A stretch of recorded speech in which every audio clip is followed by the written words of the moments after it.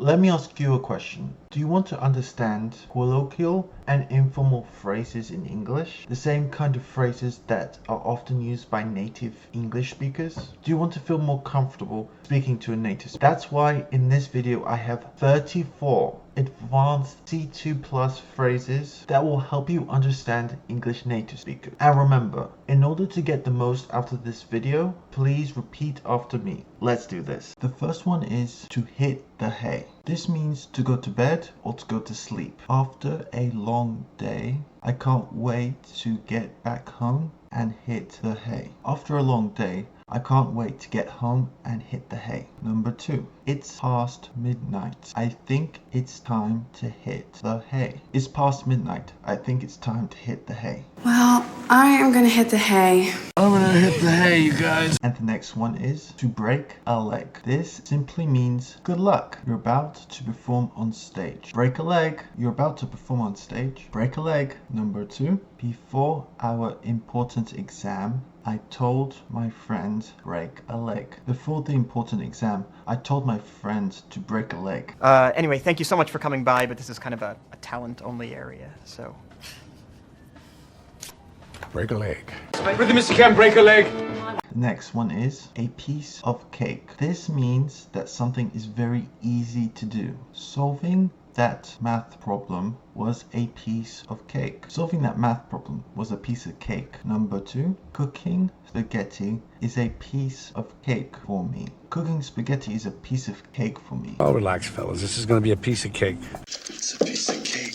And the next one is to cut to the chase. This means to skip the small talk and get to the main point of the conversation. We don't have much time. Let's cut to the chase. We don't have much time. Let's cut to the chase. Number 2, enough with the long introduction. Let's cut to the chase and talk about topic. Enough with the long introduction. Let's cut to the chase and talk about the main topic. Please also tell him that I'm ready to cut to the chase whenever he is. But just to cut to the chase, you're shifting your core business from chat to trade, yes? And the next one is to hang in there. This means to persevere or to not give up under any circumstance. This project is so challenging, but let's hang in there and get it done. The project is so challenging, but let's hang in there and get it done. Number 2, exams can be tough, but hang in there, you're almost finished. Exams can be tough, but hang in there, you're almost finished. Roman, you hang in there. Come on, I swear, just hang in there 1 second. The next one is to bite the bullet. This means to face a difficult situation with courage. I had to bite the bullet and confront my fears. I had to bite the bullet and confront my fears. Number 2, moving to a new city was tough, but I had to bite the bullet and do it anyway. Moving to a new city is tough, but I had to bite the bullet and do it anyway. Okay, so I figured low-key family dinner, no official party, and we bite the bullet and... Remarkable. I'm afraid we'll just have to bite the bullet on this thing, Clive, and... Very troubling. The next one is to hit the nail on the head. This means to describe exactly what the issue or problem is in a situation. You've hit the nail on the head. Now I understand. You've hit the nail on the head. Now I understand. Number 2, her explanation explained everything. She hit the nail on the head. Her explanation explained everything. She hit the nail on the head. You hit the nail on the head, Mr. Gustav. I think you hit the nail on the head. The next phrase is to spill the beans. This means to reveal a secret or disclose secret information to someone. I'm sorry that I spilled the beans about your surprise party. I'm sorry I spilled the beans about your surprise party. Number 2, the journalist couldn't resist and spilled the beans about the product launch. The journalist couldn't resist and spilled the beans about the product launch. Come on, spill the beans. So that she can spill the beans inside the department.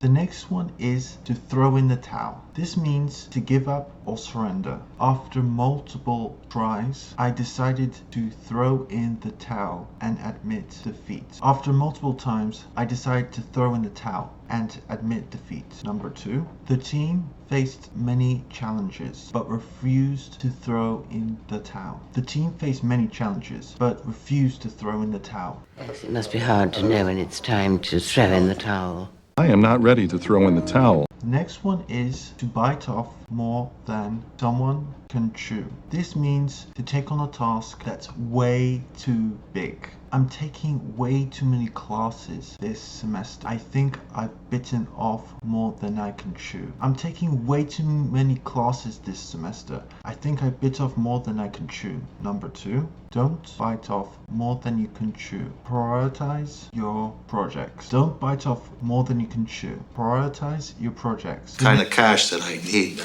Man shouldn't bite off more than he can chew. So I pulled a bit off more than he could chew.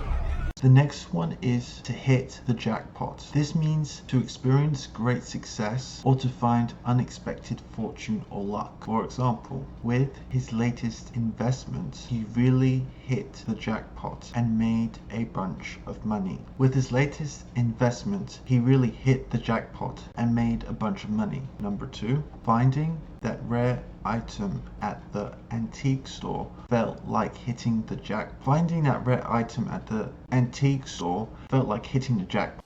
There will be whole days when you won't sell a bean, but you'll go out the very next day and hit the jackpot.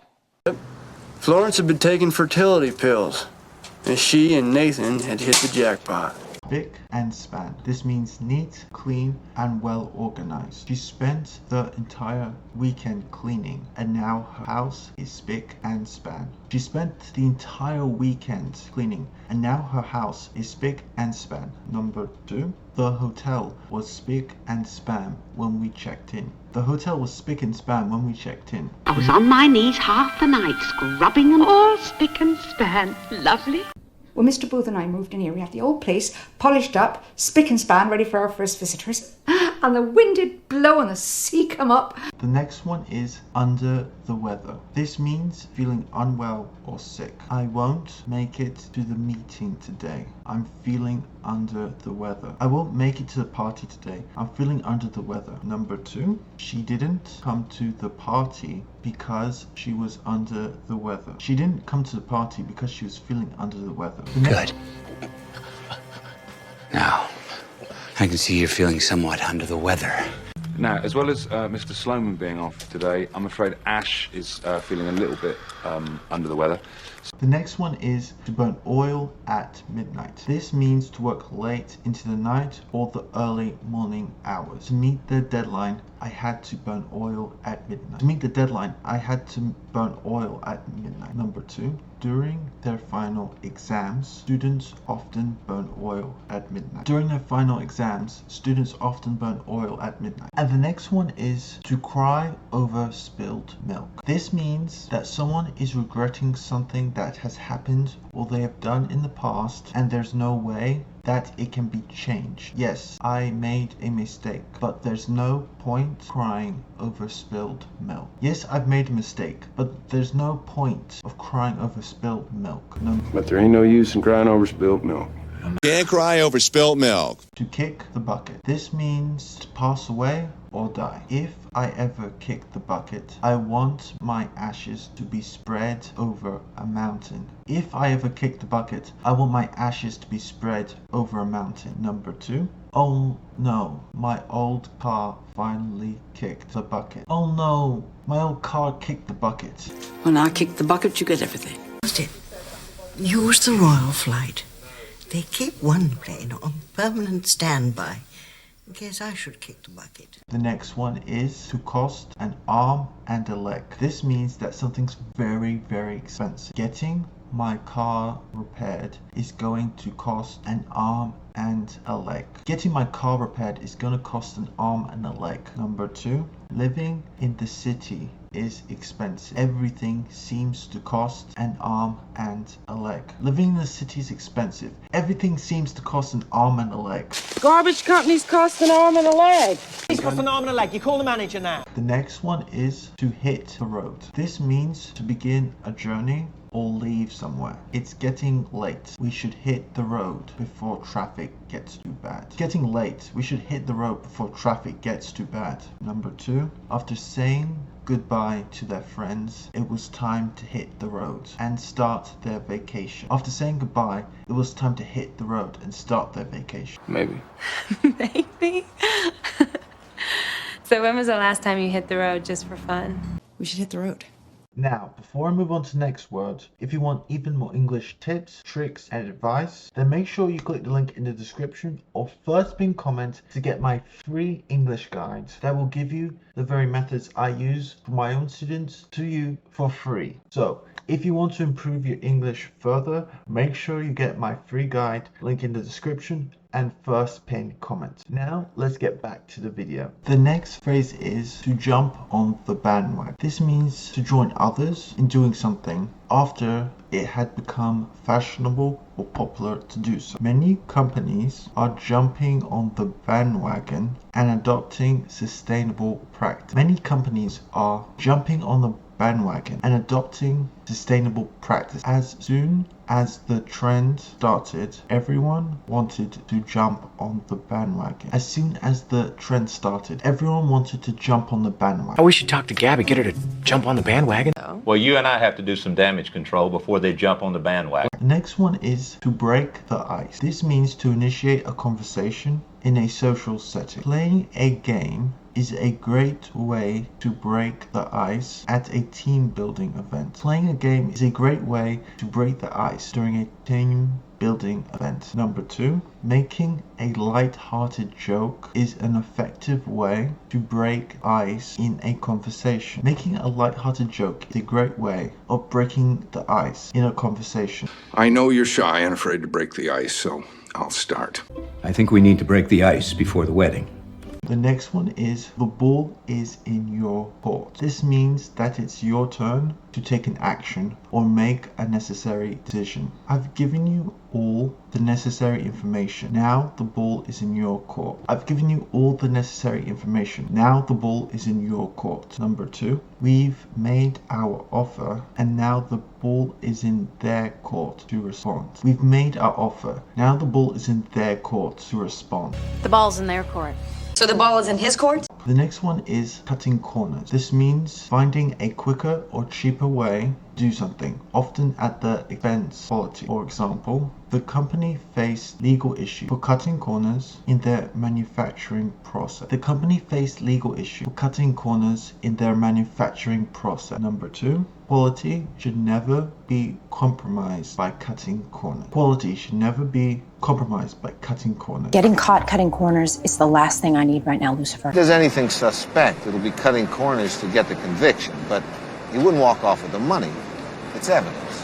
The next one is hush hush. This informal phrase is used when talking or discussing a secret or something confidential, usually in a very informal way. The project details are still hush hush. We haven't fully announced. The project details are still hush hush. We haven't announced it officially yet. Number 2, the surprise party is hush hush. Don't let anyone know about it. The surprise party is still hush hush. Don't let anyone know. Right, a polling lead for Remain makes them complacent, means less voters turn out. We keep it hush hush and... Apparently it's all very hush hush. By the way, if you're enjoying the video and find these words useful, make sure you hit the like button so I know. And the next phrase is out of the blue. This means something happened unexpectedly or without warning. He called me out of the blue after not hearing from him for years. He called me out of the blue after not hearing from him for years. Number 2, the promotion came out of the blue. I didn't expect it at all. The promotion came out of the blue and I didn't expect it at all. Why do you think he took you to coffee out of the blue? I don't want you to call or write or show up out of the blue.